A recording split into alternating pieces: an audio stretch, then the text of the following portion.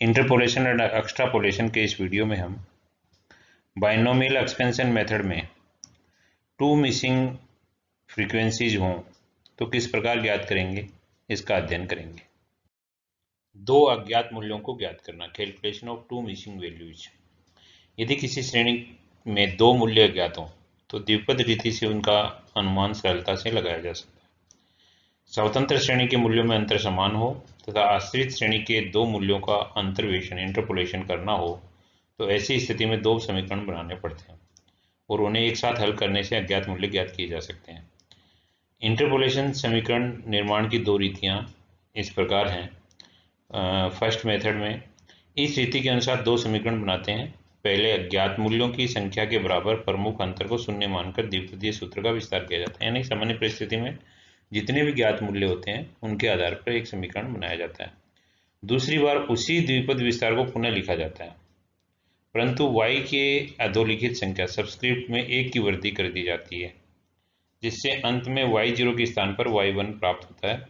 उदाहरण, यदि 6 ज्ञात मूल्य हैं तो छठे प्रमुख अंतर को शून्य मानकर डेल्टा 6 0 बराबर 0 सूत्र को 2 बार विस्तार किया जाएगा। जैसे 6 ज्ञात मध्य हैं तो y6 से स्टार्ट करेंगे अपन, तो y6 minus 6y5 plus 15y4 minus 20y3 plus 15y2 minus 6y1 plus y0 बराबर 0।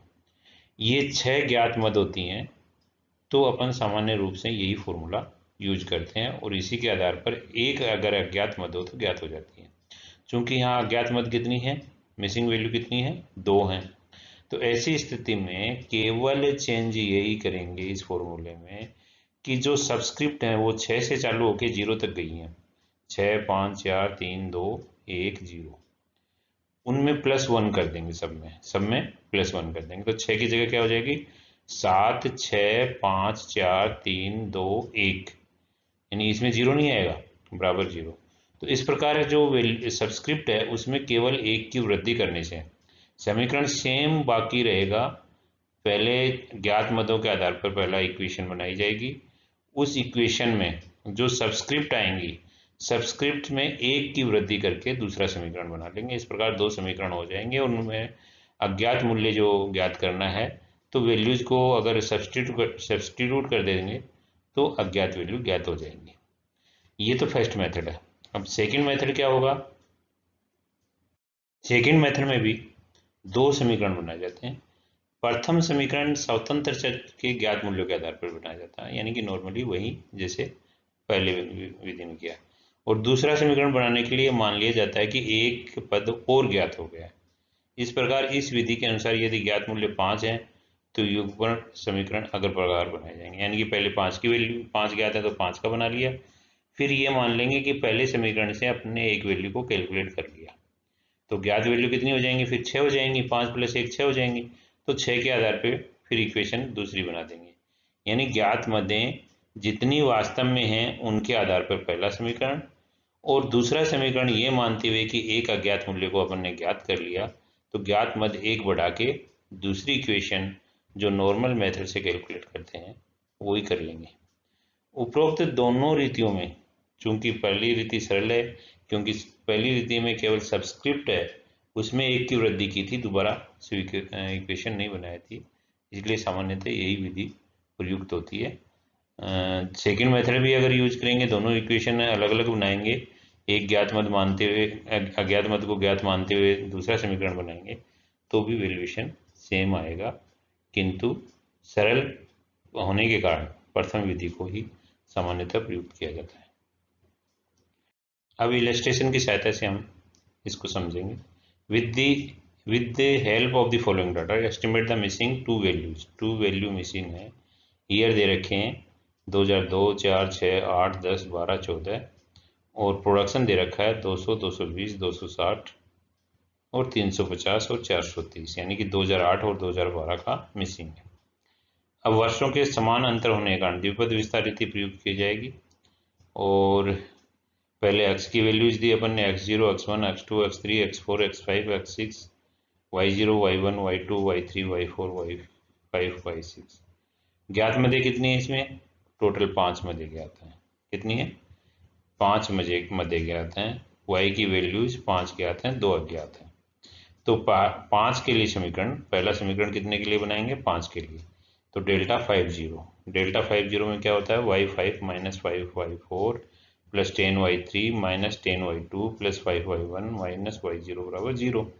और दूसरे इक्वेशन जो नए और बनाएंगे उसमें सबस्क्रिप्ट में केवल एक वृद्धि करनी है, यानी 5 की जगह 6, 4 की जगह 5, 3 की जगह 4, 2 की जगह 3, 1 की जगह 2 और 0 की जगह 1। ये सबस्क्रिप्ट में वृद्धि करके दूसरा इक्वेशन भी लिख लेंगे। ये इक्वेशन किस तरह से बनाई जाती हैं ये अपन पहले वीडियो में समझ चुके हैं कि किस तरह से इक्वेशन बनाते हैं। पहला प्लस से होता है साइन, दूसरा minus, plus minus plus minus. इसी प्रकार जितनी ज्ञात मध्य होती हैं उसमें पहला पद सबस्क्रिप्ट होता है। तो जैसे 5 मध्य हैं तो y5 से चालू होता है, फिर y4, y3, y2, y1, y0। अगर 6 हैं तो 6y6 से चालू होता है। चूंकि यहाँ दूसरी इक्वेशन में केवल सबस्क्रिप्ट चेंज किया गया है, इसलिए यहाँ ये नियम लागू नहीं होगा।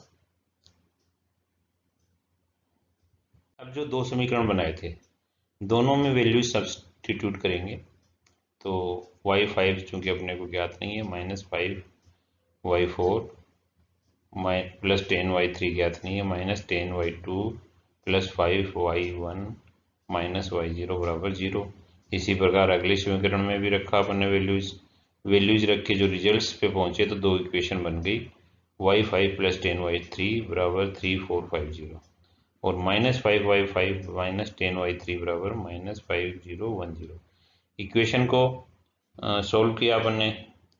सोल्व करने के बाद जो वैल्यू आएगी y3 306 आ गई और y5 आई 390। 306 और 390 y3 और y5 की वैल्यू आ गई। तो इस प्रकार अपन ने दो इक्वेशन बनाई। पहली इक्वेशन ज्ञात मध्यों के आधार पर, ज्ञात मध्य जितनी भी थी उसके आधार पर पहली इक्वेशन, दूसरी इक्वेशन में सबस्क्रिप्ट को एक बढ़ाया और दूसरी इक्वेशन तैयार कर ली। दोनों में वैल्यूज पुट की, वैल्यू सब्स्टिट्यूट करने के बाद जो वैल्यूज आ गई अपने पास y3 और y5 की वैल्यू आ गई। इस अतः 2008 वर्ष का अनुमानित उत्पादन 306,000 टन और 2012 वर्ष का 390,000 टन हो गया। इस प्रकार इस मेथड में, बाइनोमियल एक्सपेंशन मेथड में, यदि वर्गांतर समान हो, ज्ञात मध्य उसी सीक्वेंस की हो, अज्ञात मध्य उसी सीक्वेंस की हो, तो एक अथवा दो अज्ञात मध्यों को ज्ञात करने के लिए ये मेथड प्रयुक्त किया जाता है, जो कि इस गणना में काफ़ी इजी है। Thank you.